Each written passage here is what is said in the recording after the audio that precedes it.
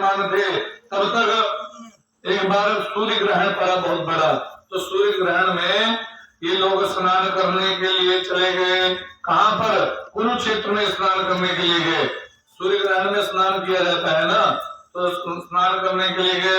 अब वहां पर खूब भयंकर मेला था, उसमें बड़े बड़े जो है राजा महाराजा आए थे और ये मथुरा वृंदावन के गोकुलवासी भी आए थे। तो सब जब भगवान श्री कृष्ण का स्नान का शाही स्नान का समय आया तो सब सिपाही किनारे गए, हट जाओ, भगवान श्री कृष्ण आ रहे हैं, द्वारकाधीश आ रहे हैं, हट जाओ हट जाओ हट जाओ, द्वारकाधीश आ रहे हैं। तो एक ने कहा द्वारकाधीश श्री कृष्ण आ रहे हैं। एक वाले जो वृंदावन का द्वारा था उससे कहा हट जाओ, श्री कृष्णचंद्र द्वारकाधीश श्री कृष्णचंद्र आ रहे हैं। तो उसमें मधुमंगल और श्री रामा ये दोनों थे। अरे कहे तो जैसे इतना कहा श्री कृष्ण आ रहे थे, जैसे जो कहा रे हमारे कन्हैया का, कन्हैया नहीं, उसका नाम जानते हो?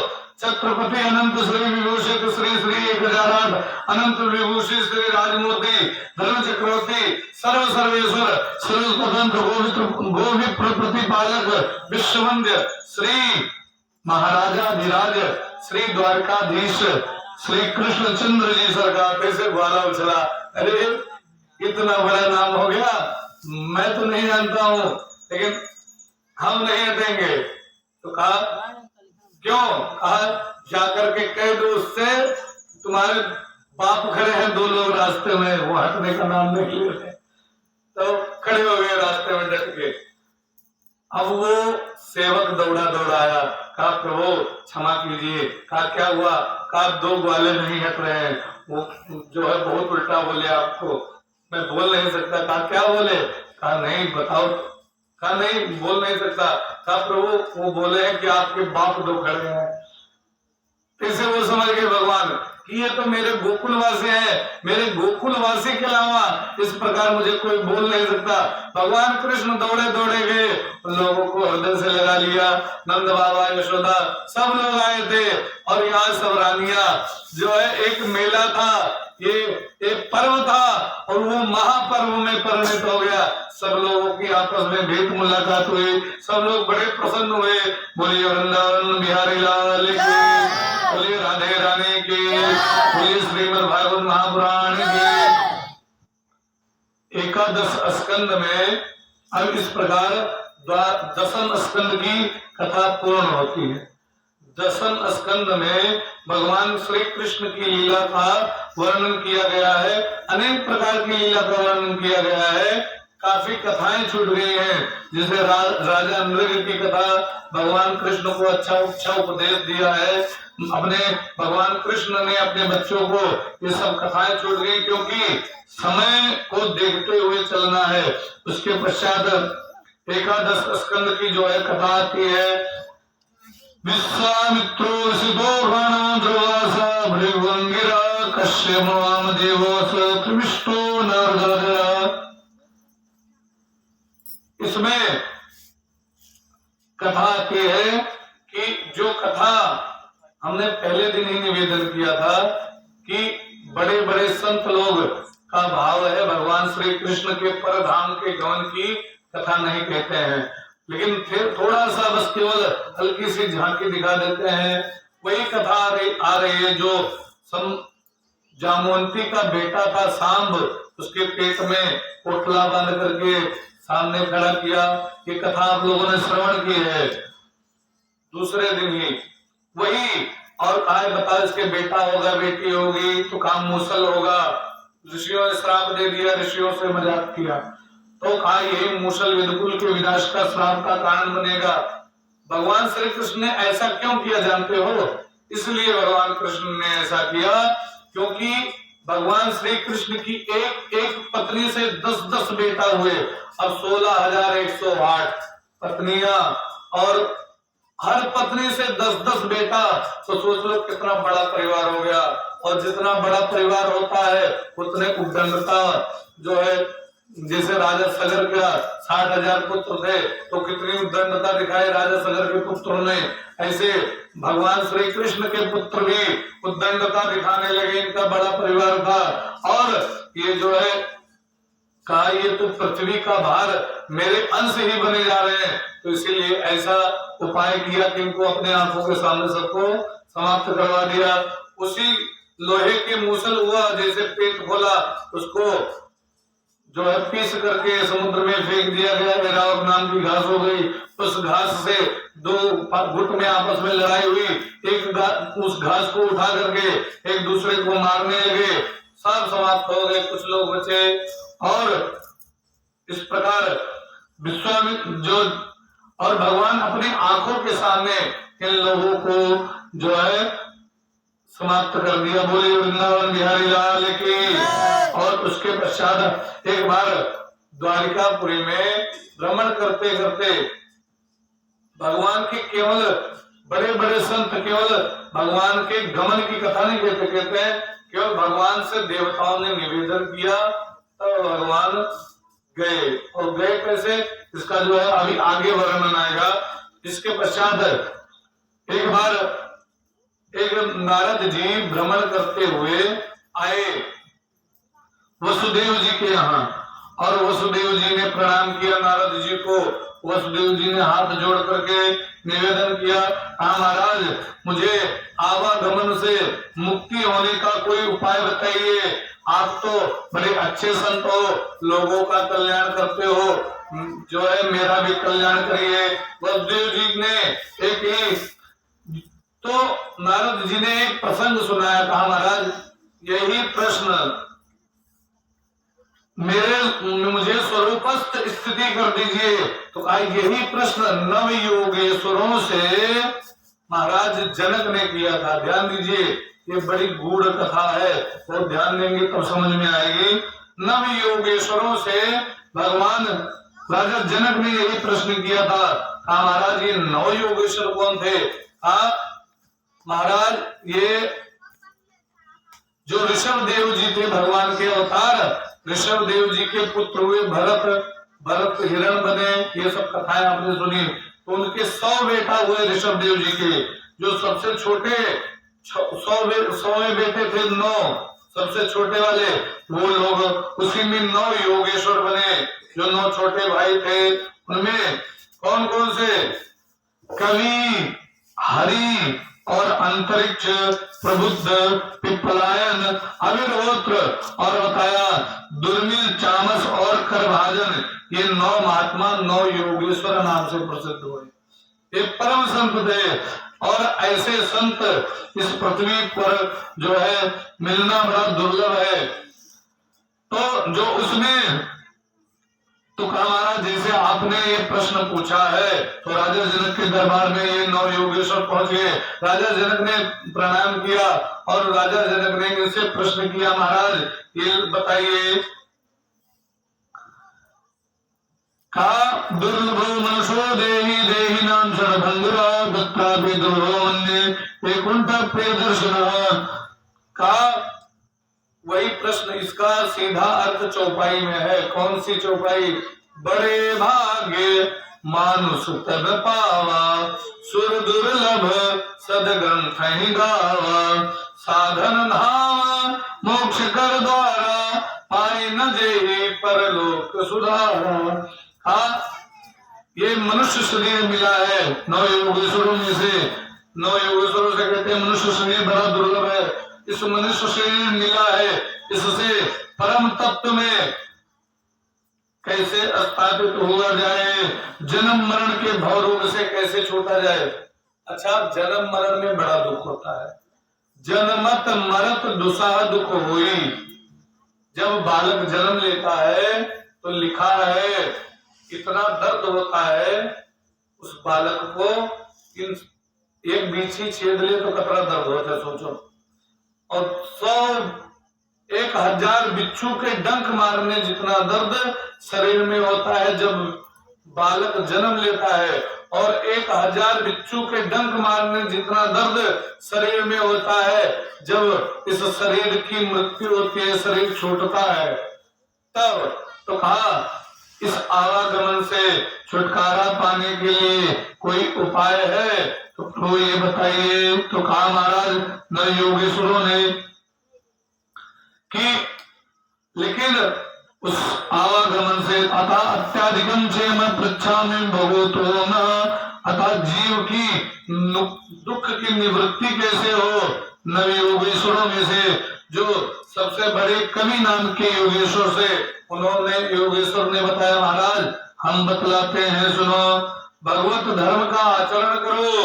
जो भगवान ने बताया है उसका आचरण करो, भगवत धर्म का आचरण। राम जी जिस प्रकार चले हैं उस प्रकार चलना चाहिए, और भगवान श्री कृष्ण ने जो बताया है करने के लिए कहा है वो करना चाहिए। भगवान ने दोनों तरफ से समझा दिया कि मनुष्य को रहना कैसे चाहिए। राम अवतार को देख करके राम जी माता पिता सुबह उठ करके राम जी क्या करते थे जानते हो, प्रातः काल उठ के रहना था माता पिता गुरु नावे माथा। राम जी माता पिता गुरु को प्रणाम करते थे सुबह उठ करके।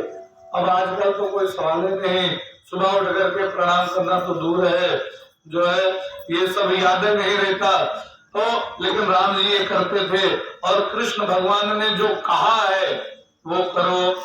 तो कहा यही भगवत धर्म है, उसका आचरण करना चाहिए, और दुख की आत्यंतिक निवृत्ति इसी से होती है। तो भगवत धर्म का स्वरूप बताया। कहा मन्ये कुश्चरितात् भूयात् मुच्यते पदाम्बुजो वक्त्रसं नित्यं उद बुद्धि सदात्मान भवाद विश्वात्मा यत्र निवृत्ते भो। देखो ये जन्म लेना भी और मरना भी ये रोग है, भव रोग है।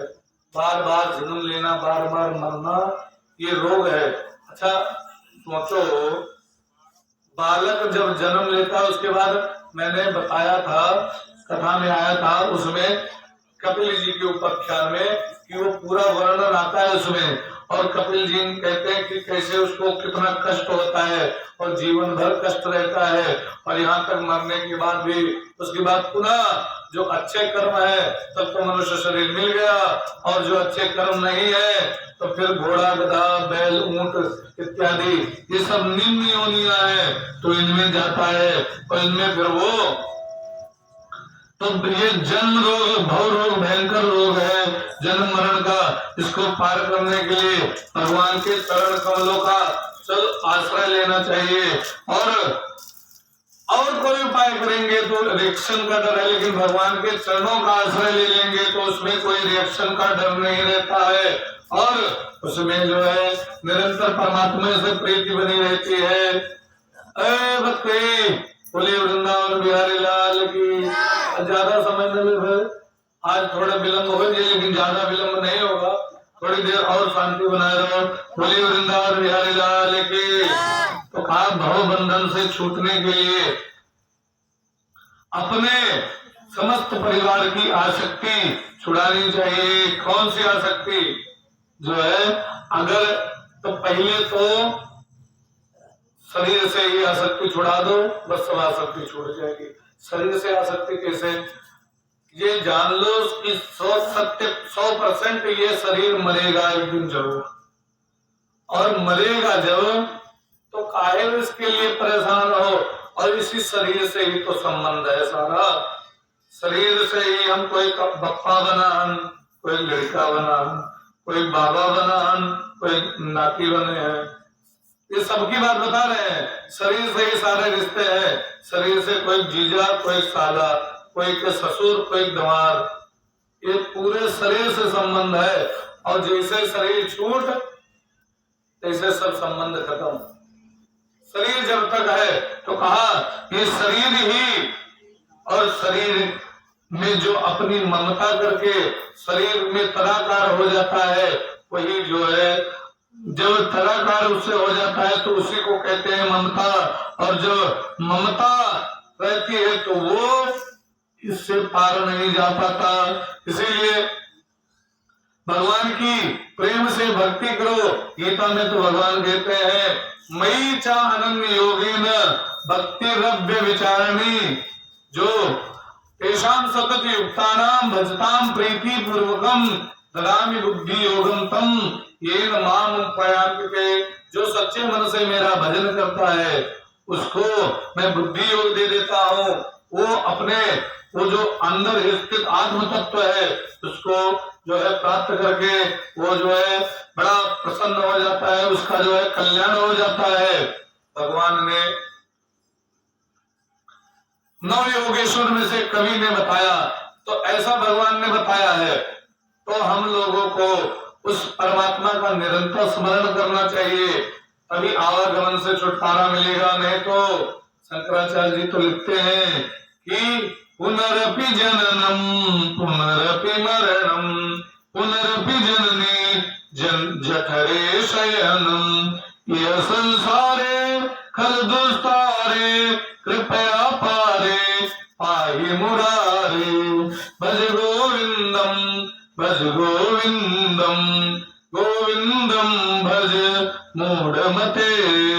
जो ममता है बच्चों से, भाइयों से, पिता से, माता से, ये ममता, ये नहीं कहते कि सबको छोड़ दो, लेकिन इनसे ममता हटा करके कहाँ जोड़ लो? भगवान के चरण के कमलों में। सबकर ममता ताज बटोरी मम पद मन बांध भर डोरी। जब ऐसा नहीं करोगे तो जो अगर कर लोगे तो आवागमन से छुटकारा हो जाएगा, और नहीं करोगे तो फिर पुनरपि जन्म, बार बार जन्म लेना पड़ेगा, माता के गर्भ में आना पड़ेगा। और पुनरपि जठनी जठरे शयनम ये संसारे खल दुस्तारे कृपया पारे पाए मुरारे, उसको जो है पार करना बड़ा कठिन हो जाएगा।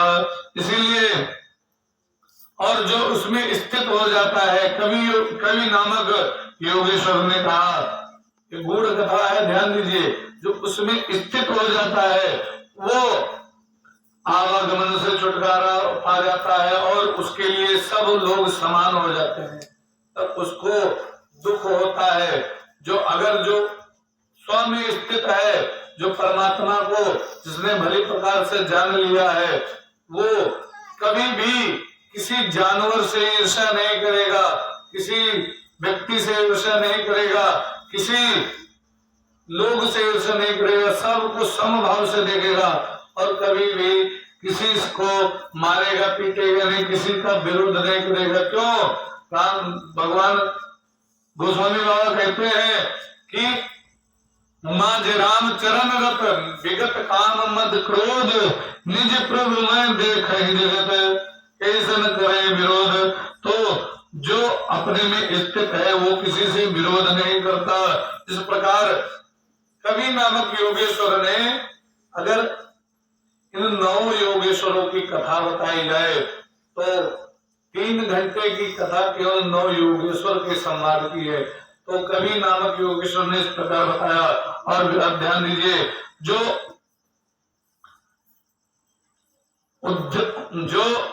कवि नामक योगेश्वर ने राजा जनक को ये बड़ा सुंदर उपदेश दिया, उत्तम मध्यम प्रकृति वैष्णव, और ये तीनों भक्तों का उन्होंने निरूपण किया। और अंतरिक्ष जो थे, जो दूसरे योगेश्वर थे, अंतरिक्ष महाराज ने माया का स्वरूप बताया कि इस संसार में माया किस प्रकार है। ध्यान दीजिए, संक्षेप में वर्णन करते हुए चलते हैं। माया है कैसी? माया झीनी माया है। एक संत ने लिखा कि एक संत ने बड़ा सुंदर लिखा कि ये माया बड़ी कठिन है, दुख में सुख दिखला के बनाती बड़े बड़ों को गुलाम, ये माया तेरी बहुत कठिन है राम। मुख्य माया झीनी माया क्या है? झीनी माया है ये कि मृत्यु देखता है औरों की निस दिन सुबह और शाम।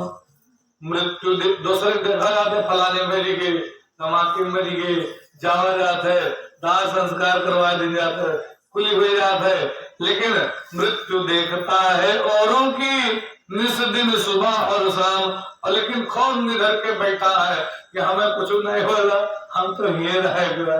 होश ही नहीं रहता। जब तक शमशान में रहिए तब तक होश रही। अरे एक दिन हम हो कैसे जाए, ओम में नहीं कोई बहुत जन का होश रहा था, ओम देखा है प्रपंच करे लगा, उधर गुट बन जाइए, उधर गुट बन जाइए, कोई राजनीति बतवाई है, वो कुछ और बतवाई है। जो शमशान में जाया जाता है तो शमशान में भगवान का स्मरण करना चाहिए, जिससे वो जो व्यक्ति मरा होता है उसकी जो है आत्मा को शांति मिलती है। लेकिन उल्टा और प्रपंच खोद देते हैं तो वहां पर भी नहीं। लेकिन कुछ लोग जो अकेले बैठे होते कहते हैं एक दिन मुझे भी ऐसे जाना है, तो मृत्यु देखता है औरों की औकातों है कि भैया एक दिन हमारे मृत्यु देखता है औरों की निस दिन सुबह और शाम, परंतु भवन बनाता ऐसे जैसे हरदम यहाँ मुकाम। ये माया तेरी बहुत कठिन है राम। चोरी बेईमानी करके, दूसरे का धन हरण करके, दूसरे को मारपीट करके और ऐसा भवन बनाते हैं कि जानो जिंदगी भर यही रहना है। और बताया दूसरा, हम लोग कहते हैं दूसरे को क्रोध मत करो, गुस्सा मत करो। जो कोई ऋषियात है लड़कियों का मारे लगी है ऋषियात ना भैया, क्रोध ना की जाता ना करो। लेकिन पता क्या है, संत ने बिल्कुल मुख्य मुख्य बातें लिखी है। करता नित्य विरोध क्रोध का, कहता बुरा परिणाम, परंतु आता खुद को क्रोध, वाणी होती बिना लगाम। ये माया तेरी बहुत कठिन है राम। दूसरे को मना किया जाता है भैया झगड़ा न करो, लेकिन जब खुद का क्रोध आवत है तो फिर वाणी बिना लगाम हो जाती, तो फिर निवृत्ति शुरू। तो कहा और ये सबके ऊपर घटित है कि कोई छूटा नहीं है, यहाँ तक मैं भी नहीं छूटा हूँ, कोई छूटा नहीं है। लेकिन संत का भाव है, इसलिए जो है वर्णन करते हुए चलते। वो संत ने बताया, कहा हम लोग जब नाती नाई होता है या कोई जो है माताओं के नाती नहीं होता है, पोता नहीं होता है, तो इसलिए बहुत परेशान रहती है, हमने एक नाती हो जाए तो पोता हो जाए। लेकिन ध्यान दीजिए, एक संत लिखते थे, संत ने कहा किसके लिए परेशान हो, अरे थोड़े टट्टी बना वाली मशीन हो रही तो मिली। और कहा मनुष्य यही तो करता है, बढ़िया बढ़िया पकवान खाएगा और उसके बाद वो बर्बाद हो जाएगी। तो कहा मैला बनाने वाली एक मशीन और आ जाएगी, तो उससे क्या फायदा है। तो कहा संत ने कहा हम लोग बड़ा प्रेम करते हैं, लेकिन हम तो यही देख रहे हैं सबको साथ साथ। क्या हाड़ मांस की पेटी, हाड़ मांस है ना शरीर में, और कहा है काटो तो अंदर देखो लाल लाल खून, इतना गंदगी भरी पड़ी है पूरे शरीर में कि छोड़ो। कहते हैं अरे बहुत सुंदर है, कहा पूछे गए। आंख तो बिल्कुल हिरण की तरह है, इतनी सुंदर है, लेकिन जो आंखी में कीचड़ आ जाए, आंख उठ गया है, तो वह हिरण के आगे का होती जातो पेशाब के लिए रखिया बहुत जो है कीचड़ा नहीं, पेशाब के लिए। तो इसका मतलब आंख अच्छी नहीं है। और नाक तो एकदम तोते की तरह है, बिल्कुल एकदम टोइया, लेकिन जो वही नाक में जो निकलत है शिखर पर को असद के बच्चों से निकल जाए, लटक जाए, हे भैया बड़ा मसला है। तो क्या इसका मतलब ये जो है शरीर सही नहीं। और कहते हैं कान, कान कहा पूछे गए बड़े सुंदर, लेकिन काने में से जब बाहर लागत है तो रुई लगा लो तब वो बदर बदर चुहत है, वो बदबू होती जो कोई बदले पहुंच जाए। तो क्या ये शरीर है गंदगी वाला, गंदगी है पूरा शरीर, और उस गंदगी को लेकर के हम लोग चल रहे हैं। एक बार एक जो है व्यक्ति, कभी एक जो है संत थे, एक संत ने कहा एक व्यक्ति से जाओ सबसे बेकार व्यक्ति को लेकर के आओ, सबसे बेकार चीज लेकर के आओ। अब वो जो है खूब ढूंढा, उसे कुछ मिला नहीं। तो सुबह सुबह गया ढोल डाल। अब ढोल डाल जब वहां जो है ढोल डाल किया तो वहां तो बदबू आई उसको, काछी पड़ा करना। तो फिर कहा इसको ही लेकर चलते हैं, महात्मा जी को कहते हैं कि जो है सबसे गंदी चीज यही है वस्तु संसार में। तो जैसे उसके पास चले तैसे वो बोला वो बोला, मैं काहे का गंदा हूँ? कहा क्यों? कहा मैं कल रात में बढ़िया समोसा था, मालपुआ था, रबड़ी था, अच्छा अच्छा आइटम था, लेकिन तेरा संग करके, तेरा साथ करके ये जो है मेरा ये हाल हुआ है। तो देखो आज मेरे दुर्गंध आ रही है। वो मल बोल रहा है। तो कहा ये मल जो है ये शरीर में भरा नहीं पड़ा। तो उसने आया महात्मा जी से कहा, महाराज सबसे बुरा मैं हूँ। वही बात कबीरदास जी ने लिखी कि बुरा जो खोजन मैं चला, बुरा न मिलिया कोई, जो मन खोजा आपनो, मुझसे बुरा न कोई। तो कहा मैं सबसे बुरा हूँ। तो कहा उसके लिए हम लोग परेशान रहते हैं, नाक हो जाए, पोता हो जाए, एक मल बनाने वाली मशीन और आ जाएगी, और क्या होगा। तो कहा हाड़ मांस की पेटी, इसमें हाड़ मांस ही तो भरा पड़ा है, और चाम में लपेटी। अच्छा भगवान खूब अच्छे से शरीर दे देती, लेकिन जब हाथ चमड़ा न लगाए होती, तो जो चमड़िया लगाया है सब, चमड़ी न लगाए होती, वैसे खुला छोड़ देती। हम लोग भगवान का भूले बैठा। तो क्या होता है, हम लोग चला तो जाते, लेकिन चील कौवा नोच नोच खाती है रास्ता की बात है, बढ़िया चीज जाता है। लेकिन ये जो हाड़ मांस के ऊपर चमड़ा लगा दिया है, इसीलिए हम लोग बचे हुए हैं। तो कहा हाड़ मांस की पेटी और चाम में लपेटी, चमड़े में लपेटी हुई है, कोई बना बेटा कोई बनी बेटी। तो उनके संत के लिए सब बराबर है। कहते हैं ये शरीर मुख्य रूप से इसलिए मिलता है कि आवागमन से, इस शरीर के द्वारा आवागमन से छुटकारा पाया जाए। तो माया के बारे में वर्णन किया, ये त्रिगुणात्मक माया है, और ये शरीर अहंकार से लेकर के इंद्रिय पर्यंत समस्त माया है, और ये माया के द्वारा ये सारा खेल चल रहा है। तो देखते हैं जो है सुंदरता देख करके, हाड़ मांस की पेटी चाम में उसकी सुंदरता देख करके हम लोग जो है हैरान हो जाते हैं। लेकिन संत ने लिखा अंतिम लाइन बड़ा सुंदर लिखा। संत ने कहा कि हम लोग जब मलमूत्र से पूरा शरीर भरा पड़ा है और विकार है इसमें, उसकी सुंदरता देख करके हम लोग हैरान हो जाते हैं। संत ने बड़ा सुंदर लिखा, कहा कि ये माया तेरी बहुत कठिन है राम। तो कहा ये शरीर को देख करके जब पेंटिंग होती है शरीर की, तो देख करके उसी को जो है देख करके मोह जाते हैं। तो कहा इस शरीर को देख करके मोहने वाले ध्यान दीजिए, इसमें मल मूत्र भरा पड़ा है, और उसको देख करके हो जाती नींद हराम। ये माया तेरी बहुत कठिन है राम। उस शरीर को देख करके, उस सुंदरता को देख करके जो है नींद हराम हो जाती है, लेकिन उसमें भरा पड़ा क्या है, मलमूत्र ये सब भरा पड़ा है। उसको देख करके तो कहा ये माया जो है बड़ी झीनी है, बड़ी जो है बड़ी झीनी है, ये सबके ऊपर घटित है, किसी एक व्यक्ति का नहीं है। और कहा इस माया से बचने का उपाय केवल भगवान के चरण शरण में आ जाए, तभी इस माया से बचा जा सकता है, नहीं तो इस माया से बचना बड़ा कठिन है। अच्छे अच्छे लोग नहीं बच पाए तो हम जो है बड़े बड़े महात्मा नहीं बच पाए तो हम लोग क्या है। तो बताया ये माया जो है, माया में तो कहा अगर भगवान के चरण शरण में जो रहेगा वही माया से पार जा सकता है।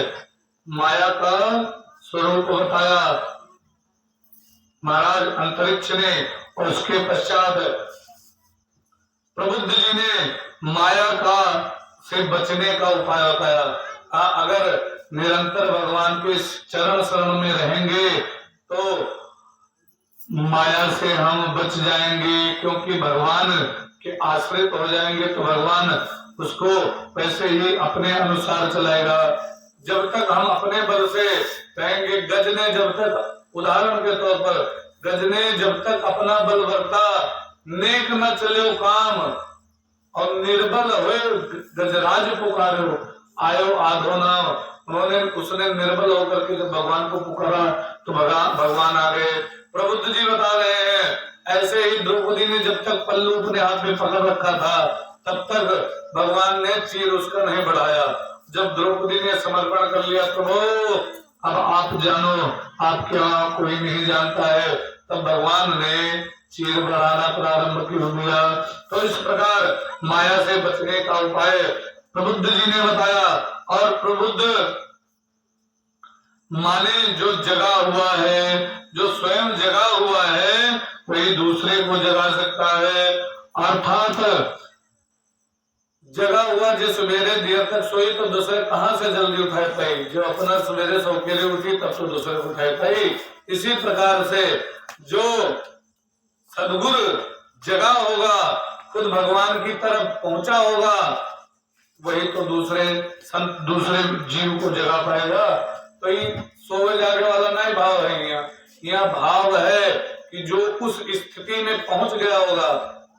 भाव ये कि एक बार महात्मा गांधी जी से एक व्यक्ति ने कहा, इसी उदाहरण में साफ साफ हो जाएगा, कहा महाराज ये हमारा बेटा लेकर गए, कहा ये हमारा बेटा चीनी बहुत खाता है, इसको ये करो कि ये मीठा खाना बंद कर दे, मीठा बहुत खाता है।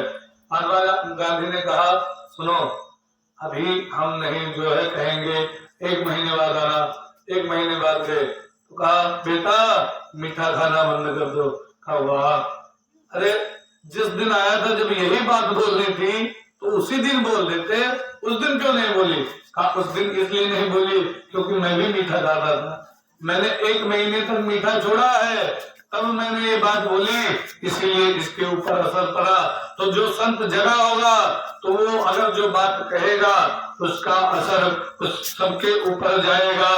और कहा ये प्रबुद्ध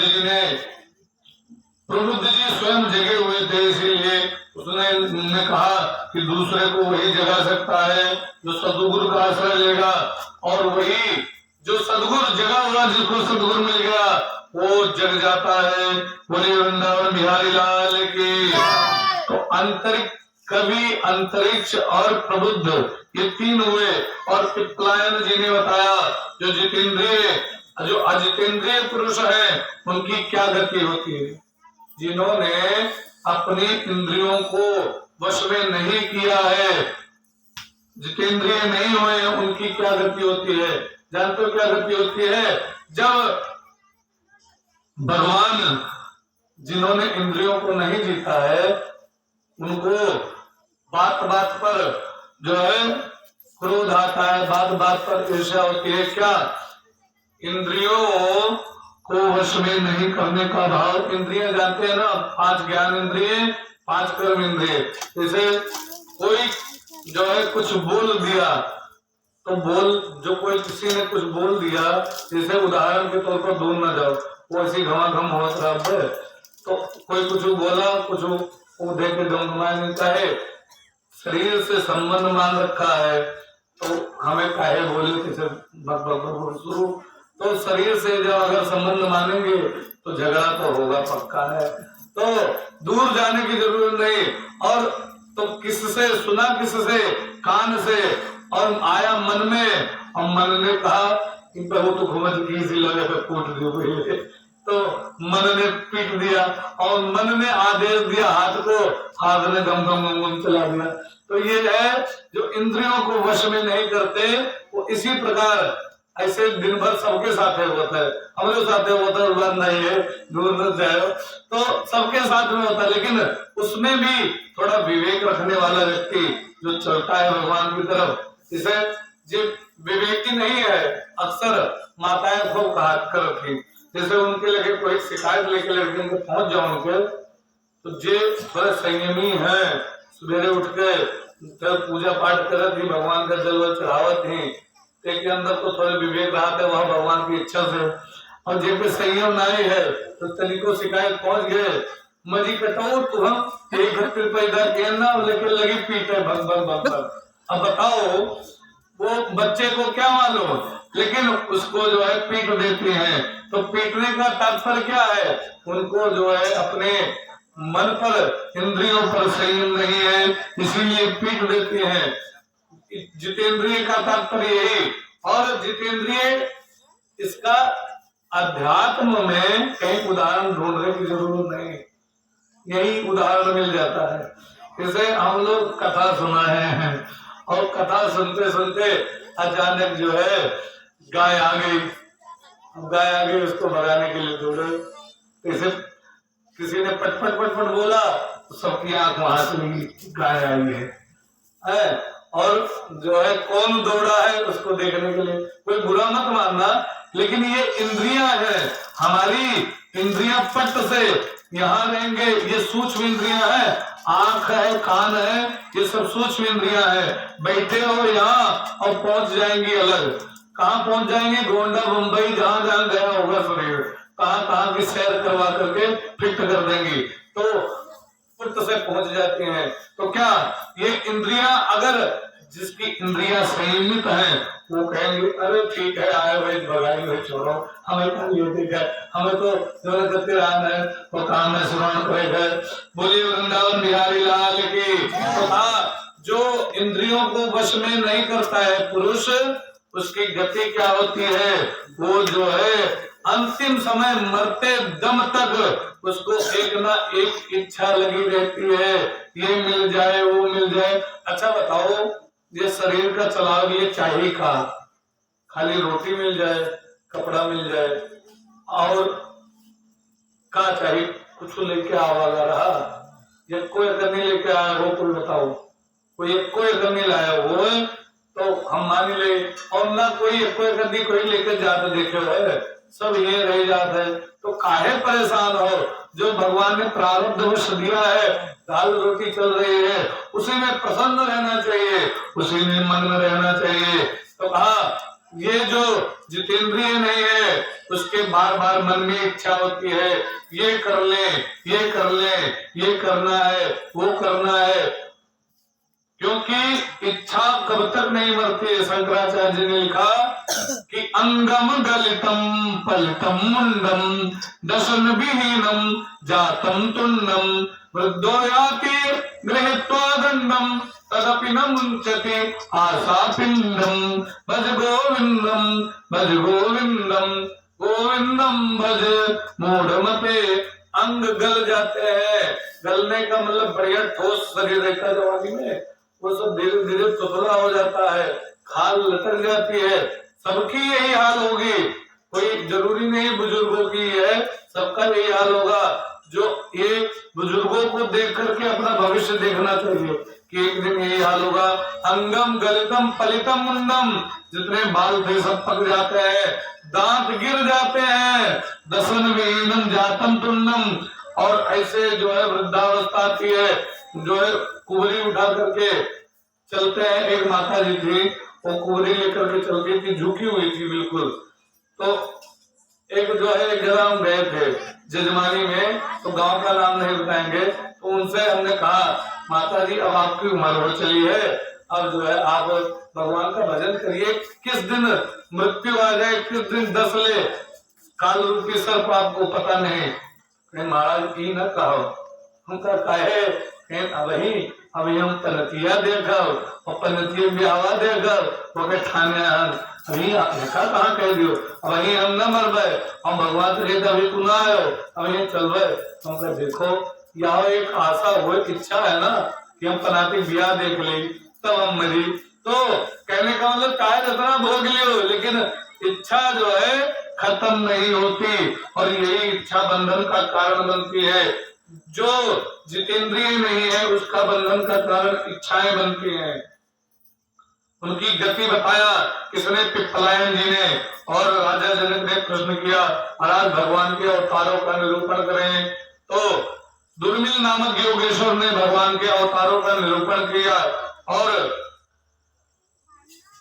भगवान के अवतार आप लोगों ने श्रवण किए हैं। तो दुर्मिल नामक जो है योगेश्वर ने कहा महाराज ये बताइए, जानते हो यो अनंत से गुण अनंत ननुक्रमेति सतुबला बुद्धि रक्षा सुभूमि गणेन कच्चिन कालेन निकला शक्ति कहा भगवान के अवतारों को गिनना बड़ा असंभव है। भगवान के अवतार बहुत है और भगवान के अवतार को गिनना, परमाणु की संख्या गिन जा सकती है, जबकि परमाणु भी गिनना कठिन है। परमाणु की संख्या नहीं गिन सकते। परमाणु जैसे घाम जब आवत है खिड़की से सुबह सुबह, तुम्हारा देखो तो छोटे छोटे कण उड़ते रहते हैं, उसी को कहते हैं परमाणु। और उस परमाणु की संख्या हम लोग गिन सकते हैं, लेकिन जो है भगवान के अवतारों की संख्या हम नहीं गिन सकते। संख्या नाम प्रमाणो नाम काले निकृतो मया ना तथा विभूति नाम सर्जते दंडिया कोटिशः। आप परमाणुओं की संख्या गिन सकते हैं, लेकिन उनके अवतार की संख्या नहीं। एक बार नर नारायण की कथा, नर नारायण के संक्षेप में वर्णन करते हुए उसके बाद हम लोग द्वादश स्कंद में प्रवेश करेंगे। नर नारायण की कथा आती है। नर नारायण को तपस्या में रत देखा इंद्र ने, तो इंद्र ने भेजा अप्सराओं को जाकर के नर नारायण की तपस्या भंग करो। नर नारायण की तपस्या भंग करने के लिए अप्सराएं आई, नर नारायण के ऊपर कोई फर्क नहीं पड़ा। तब संक्षेप में तो नर नारायण जो थे उसमें उन्होंने अपनी जंघा से उरु से एक अप्सरा उत्पन्न की, कहा ले जाओ इंद्र को दे देना मेरी तरफ से भेंट, और मुझे उसका राज्य नहीं चाहिए। तो जो अप्सरा उत्पन्न हुई जांग के द्वारा, उसका नाम पड़ा उर्वशी। उर्वशी जो है, उर्वशी को देखा तो इसे जो है बड़ी प्रसन्न हुई। सब अप्सराएं देख करके तुम्हारे इंद्र के महल की शोभा बनेगी। उसके बाद चले गए और जाकर के वहां पर इंद्र को दे दिया। इस प्रकार भगवान ने नर नारायण में उर्वशी को उत्पन्न किया। और अनेक प्रकार की कथाएं आती हैं। कितना बज गया भैया? तू घड़ी में 9:30 से ऊपर जाते नहीं, क्या बजे थे? आगे आती है हंस का उपाख्यान। हंस के रूप में भगवान नारायण ने, फिर कभी जो है इसका वर्णन करते हुए चलेंगे। ये भी अध्यात्म वाली कथा है। तो हंस के रूप में नारायण ने ब्रह्मा जी को उपदेश दिया है। इसका वर्णन फिर कभी उसके पश्चात भगवान के पास ये समस्त जितने ऋषि, जितने देवता थे, देवताओं ने कहा प्रभु आप अपने परधाम को चलिए। भगवान ने कहा ठीक है। और जितने बालक थे सबको भगवान ने पहले भेज दिया था। और उसके बाद भगवान को परधाम जाने के लिए आग्रह किया। तो जब वो बाण मारा था, पूरी कथा आप लोगों ने पहले श्रवण की है। तो भगवान ने कहा माम भैरी काम तिष्ठ कामयो कृतोहि में तज्ञा स्वर्गम सुकृति पदम। भगवान के जब पैर के अंगूठे में बाण लगा था तो भगवान ने कहा चिंता मत करो, ये तूने मेरी इच्छा से ही ये पैर के अंगूठे में बाण मारा है और मेरी आज्ञा से ही तू जा स्वर्ग में निवास करेगा, तुझे कोई दिक्कत नहीं होगी। बहेलिया जो था वो भगवत के परम धाम को चला गया और भगवान का शरीर एकदम एक तेजमय पुंज के रूप में हो गया। सौम्याद्भुतम यथाकाशे इत्ता भ्रमण मंडलात गतिं लक्ष्यते मत्तेव कृष्णता देवता। उद्धव और कृष्ण का बड़ा सुंदर संवाद है, हंस का उपाख्यान है, कई कथाएं हैं, लेकिन सब कथाएं जो है फिर राम जी की इच्छा से फिर कभी जो है श्रवण कराएंगे, क्योंकि भागवत की कथा कह पाना बड़ा कठिन है, 7 दिन में पूर्ण कर पाना। उसके बाद भगवान का शरीर ऊपर की तरफ गया और एक बिल्कुल दिव्य तेज में प्रकट हुआ और दिव्य तेज में प्रकट होकर के वो तेज श्रीमद् भागवत के अंदर आकर के विद्यमान हो गया। सुखीयं यद भवत तेजो यच्च भागवते ददात, इसीलिए भागवत को कहा गया तेने हम वांगमयी मूर्ति प्रत्यक्षा एवं वर्तते हरे, ये भगवान की वांगमयी मूर्ति है। इस प्रकार भागवत के 11 स्कंद की कथा यहाँ तक हुई। अब हम लोग 12 स्कंद बहुत छोटा है, उसमें कुछ ज्यादा नहीं है, चिंता मत करो। 12 स्कंद की कथा, उसके बाद आरती की व्यवस्था होगी, उसके बाद आरती होगी। कलयुग के कलुषित प्राणियों के बारे में जो है 12 स्कंद में कथा बताई है। क्या क्या बताया? कलयुग में क्या होगा? दाम्पत्य भी रुचेर माये व्यवहारिके स्त्री पुरुषत्वे गतिर प्रत्युव सूत्रमेव ही, जिसने क्या होगा कलिकाल में जिसने पसंद कर लिया उसके साथ विवाह हो जाएगा।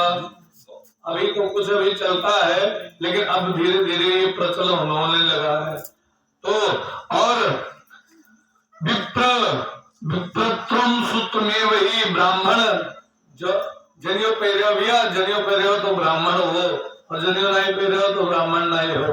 केवल जनियो को ब्राह्मण को केवल जनियों के द्वारा ही पहचाना जाएगा। और बताया जो अगर जनियो पहरे हैं तो ये ब्राह्मण हुए, और जो जनियो नहीं पहरे तो ब्राह्मण ना हुए। विप्र को सूत्र के द्वारा ही देखेंगे। और कौन सा गोत्र है, कौन सी शाखा के हैं, कहाँ के रहने वाले हैं, कौन सा वेद है, ये सब छूट जाएगा। अच्छा, किसी से पूछा जाए कि आपका कौन सा वेद है, हम लोग नहीं बता पाएंगे। गोत्र तो बता देंगे, हमारा घर गोत्र है, आप लोगों के वत्स गोत्र है, मिश्रा लोगों के, तो ये सब तो बता सका जाता है, लेकिन ये नहीं बता सका जाता है कौन सा वेद हुए है। खत्म हो धीरे धीरे। हम लोग शुक्ल है तो शुक्ल यजुर्वेदीय है, ये तो है। आगे और कौन से शाखा के हैं ये सब खत्म, कौन से जो है प्रवर के हैं ये भी खत्म। ये धीरे धीरे सब लोग भूलते चले जाएंगे और बड़े बड़े डकैत सत्ता के अधिकारी हो जाएंगे। जो है प्रजा को और राजा ऐसा होगा वो प्रजा को दिन रात लूटने में लगे रहेंगे। वो तो हो ही रहा है कि सामग्री का दाम बढ़ रहा है। और परीक्षित, इस प्रकार धरा पर घोर कलिकाल जब आएगा तब कलयुग में भगवान का अवतार होगा। और ज्यादा, अभी तो कुछ नहीं हुआ कलिकाल का प्रभाव, अभी और जब ज्यादा कलिकाल का प्रभाव होगा तब 14वें अवतार के बारे में बताया। तब भगवान का अवतार होगा। कहाँ अवतार होगा? संबल ग्राम मुख्यस्य ब्रह्मणस्य महात्मना भवे विष्णु यथा कल्कि प्रादुर्भाव भविष्यति। उत्तर प्रदेश के मुरादाबाद जिले में संबल नामक एक तहसील है, उसमें विष्णु यश नामक के ब्राह्मण के घर में भगवान का अवतार होगा। प्रभु भगवान कल्कि के अवतार का विग्रह सांवला होगा। भगवान हर एक जन्म में, हर एक युग में जिस अवतार जैसा धारण किए हैं उनका रूप उस प्रकार है, लेकिन ये सब कथाएं छूट गई हैं। फिर राम जी की इच्छा के अनुसार बताएंगे। और उनका सांवला विग्रह होगा, सफेद घोड़े पर भगवान बैठे होंगे, दिव्य सुगंध होगी, दुष्टों को असुरों को जो है संहार करेंगे, धर्म की स्थापना करेंगे।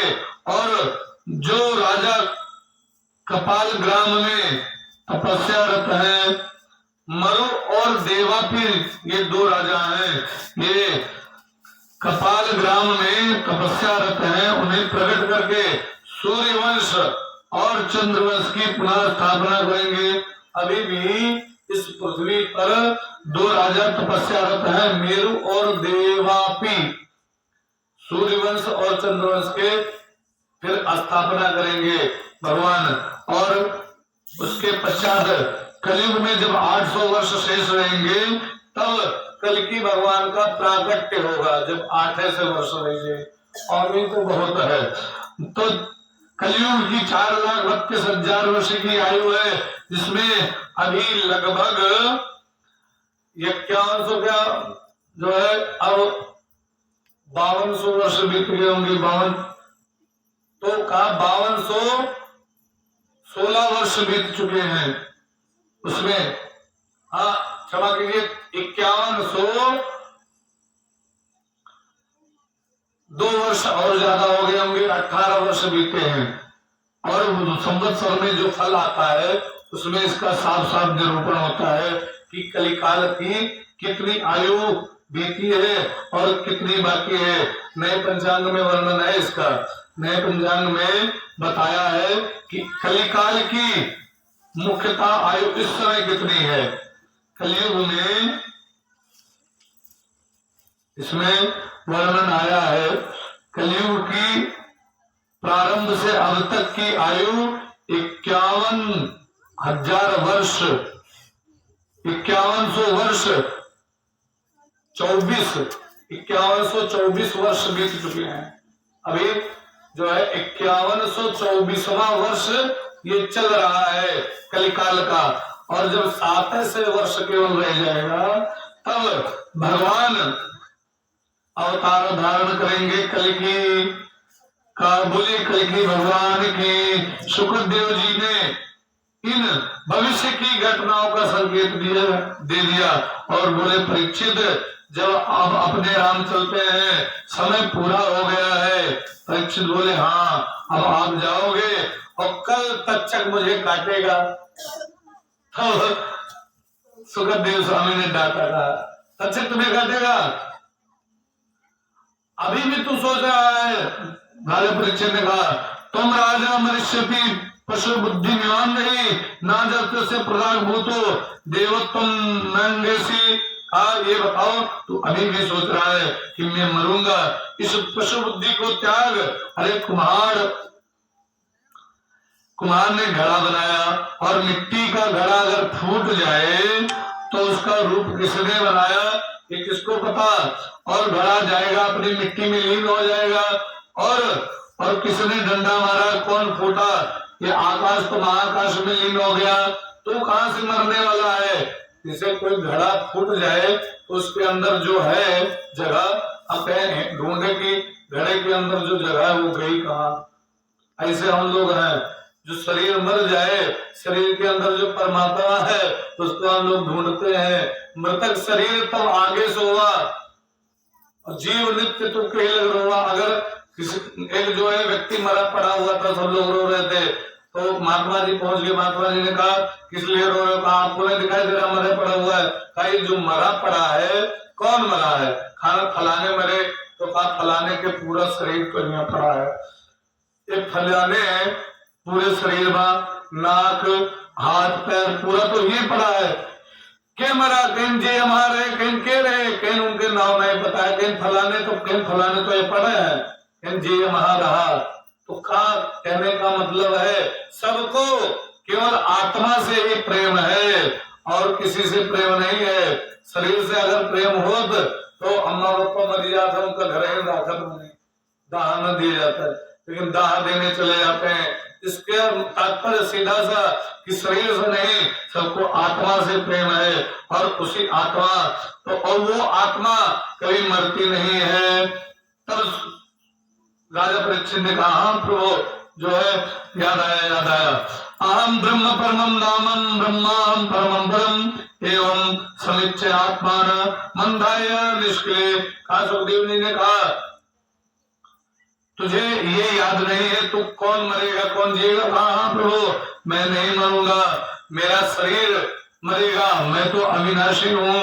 और जैसे इतना सुना राजा परीक्षित ने, जैसे राजा परीक्षित की बात वाणी से सुखदेव स्वामी ने सुना, जैसे राजा परीक्षित की वाणी सुन करके सुखदेव जी गदगद हो गए। अब समझ आया। ये बता तुझे तक्षक काटेगा। कहा नहीं महाराज लाखों तक्षक आए मुझे काट नहीं सकते, क्योंकि आत्मा नयनम चिंदन्ति सहस्त्राणि नयनम दाति पावका ना चैवं क्लेदवन्त्यापो ना सोचेति मारुता। आत्मा को न काटा जा सकता है, न मारा जा सकता है, न जलाया जा सकता है। और सुखदेव जी अंतर ध्यान हो गए। बोले वृंदावन बिहारी लाल की। उसके पश्चात प्रारब्ध के अनुसार एक फल में सेब में तक्षक आया और उस सेब को जैसे खाने लगे, तक्षक निकला और निकल करके विराट रूप बना करके राजा परीक्षित को लपेट करके उनके शरीर को दस लिया और राजा परीक्षित का शरीर वहीं जल करके समाप्त हो गया। बोले वृंदावन बिहारी लाल की। और अंतिम श्लोक में फिर वही बात बताई है, भगवान का संकीर्तन बड़ा विशेष लाभ देता है। कलिकाल में है क्या भगवान का संकीर्तन, तो इसीलिए एक ला स्वामी थे, अभी भी उनका शरीर नहीं है, ला स्वामी थे, उन्होंने कौन मंदिर की स्थापना की और ला स्वामी अभी इसी पर चलते हैं। भागवत में जो अंतिम श्लोक लिखा है उसका क्या, उसी पर चलते हैं। और उनके जितने संत महात्मा है ये ढोल मजीरा लेकर सड़कों पर गाते रहते हैं, नाचते रहते हैं। यहाँ तक कि इन्होंने विदेशों में प्रचार किया है भगवान के नाम संकीर्तन का। तो बताया अंतिम में भागवत में वर्णन, अंतिम श्लोक का नाम संकीर्तनम यस्य सर्व पाप प्रणाशनम प्रणामो दुख समनस्तम नमामि हरिम परम। जिन भगवान के नाम संकीर्तनों से सारे पाप नष्ट हो जाते हैं, नष्ट कर देता है, उनके चरणों में समर्पण सर्वदा सर्वदा के लिए सब दुखों सर्वदा के लिए सब दुखों को शांत कर देता है उनका चरण कमल। उन परम तत्व श्री हरि को मैं नमस्कार करता हूँ। बोले वृंदावन बिहारी लाल की, बोले राधे रानी की, बोले श्रीमद् भागवत महापुराण की। इसी पर वाणी को विराम। आइए प्रेम से भगवान के पावन नाम का स्मरण करेंगे, उसके पश्चात आरती होगी, क्योंकि संकीर्तन का विशेष महत्व बतलाया गया है। हम सब लोग प्रेम से भगवान के नाम का संकीर्तन करेंगे। राम का नाम लेकर जो मर जाएंगे वो अमर नाम दुनिया में कर जाएंगे। सब लोग बोलिए प्रेम से।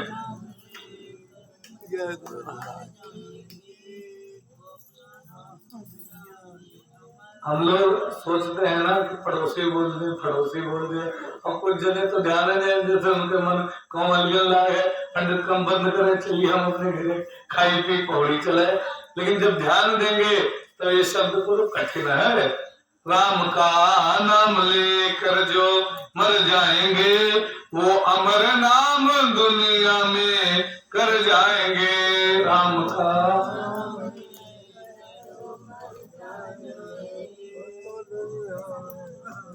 अब हम लोग डरते हैं कि मरने के बाद जाएंगे, कहाँ जाएंगे, लेकिन भगवान के बल पर हो जाओ, छुट्टी उसी के ऊपर सौंप दो। तो संत ने लिखा बड़ा सुंदर, ये न पूछो कि मरकर किधर जाएंगे, ये न पूछो कि मरकर किधर जाएंगे, ये न पूछो कि मरकर किधर जाएंगे, वो जिधर भेज देंगे उधर जाएंगे। राम का नाम लेकर जो मर जाएंगे वो अमर नाम दुनिया में कर जाएंगे।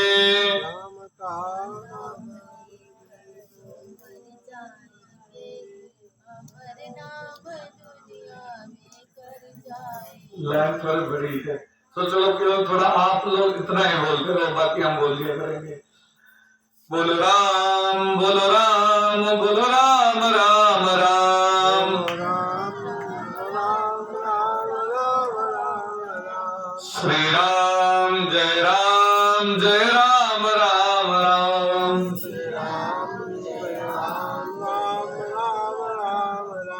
श्री राम जय राम जय राम राम राम।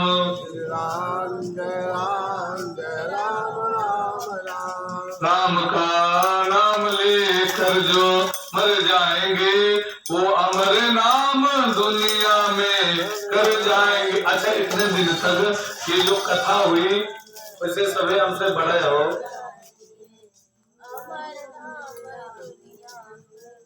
ये इतने दिन तक जो कथा हुई सभी हमसे बड़े हो। हम वैसे चाहे छोट छोट लड़के हैं, ये सब हमसे छोट है, लेकिन एक बात बता दें, किसी भी प्रकार से मन क्रम वचन से कोई अपराध हुआ होगा क्षमा कीजिएगा, क्योंकि मैं बालक हूँ आप लोगों का, और वाणी में कभी भी कुछ भी उल्टा निकल सकता है। कोई ऐसा शब्द निकला हो, किसी को दुख हुआ हो हमारी वाणी के द्वारा, तो इसके लिए क्षमा प्रार्थी है। और एक बात ये और बात ध्यान रखिए कि ये शरीर हमें मिला है, ये केवल कुछ दिन के लिए हम मुसाफिर हैं, यहाँ पर संसार में आए हैं। इस संसार में एक दिन ये शरीर छूट जाएगा और हमें जाना पड़ेगा। तो जाना है तो हम लोग जब जाते हैं कहीं सफर में, तब पहले रोटी वोटी बनवाए रख ली जाता है कि जो है हम रास्ते में खाएंगे। और यहाँ जाना है भगवान के धाम में, और एक दिन जाना पक्का है, तो उसके लिए कोई तैयारी नहीं। उस तैयारी को कराने के लिए भगवान ने हम लोगों की ड्यूटी रखी है कि सबकी तैयारी करवा दो, कि कम से कम भगवान के नाम रूपी पूंजी सब लोग इकट्ठा कर ले। तो कहा, संत ने बड़ा सुंदर बताया, कहा हम मुसाफिर हैं कल अपने घर जाएंगे, हम मुसाफिर हैं कल अपने घर जाएंगे। बोलो राम बोलो राम बोलो राम राम राम बोलो राम। सीताराम जय राम जय राम राम राम। सीताराम जय राम जय राम राम। श्री राम जय राम जय राम राम राम। श्री राम जय राम राम। श्री राम जय राम जय राम राम राम। सीताराम जय राम राम। अच्छा, चाहे लड़का समझो चाहे जो, इतने दिन तक हमने जो बातें कही व्यास मंच से, जो भागवत में वर्णन था, जो बताया, वो आपकी इच्छा है, मानो चाहे न मानो। कोनो जबरदस्ती मनाई बनाई है कि मनवे करो। मानोगे तो अपना कल्याण करोगे, और नहीं मानोगे तो अपना जो है अपने आत्मा को अधम योनि में लेके जाओगे। क्योंकि हमारा तो भगवान ने हमें ड्यूटी लगा दी थी कि सबको सचेत कर देना, सबको बता देना कि सब लोग भगवान की तरफ बढ़ने लग जाएं। बात मानो न मानो खुशी आपकी, बात मानो न मानो खुशी आपकी, बात मानो न मानो खुशी आपकी। हम मुसाफिर हैं, मानो चाहे न मानो, लेकिन एक दिन जाए पड़ी जरूर। मानो न मानो खुशी आपकी, हम मुसाफिर है कल अपने घर जाएंगे। राम का नाम लेकर जो मर जाएंगे, वो अमर नाम दुनिया में कर जाएंगे। श्री राम जय राम जय राम राम राम। श्री राम जय राम। राधे श्याम राधे श्याम राधे श्याम श्याम श्याम राधे। श्याम राधे श्याम राधे श्याम श्याम श्याम। श्री राम जय राम जय राम राम राम। श्री राम जय राम राम। बोले वृंदावन बिहारी लाल की, बोले राधे रानी की, बोले सावले सरकार की, बोले हनुमान जी महाराज की। सुखदेव के विदाई के दो, तब आरती जलाओ।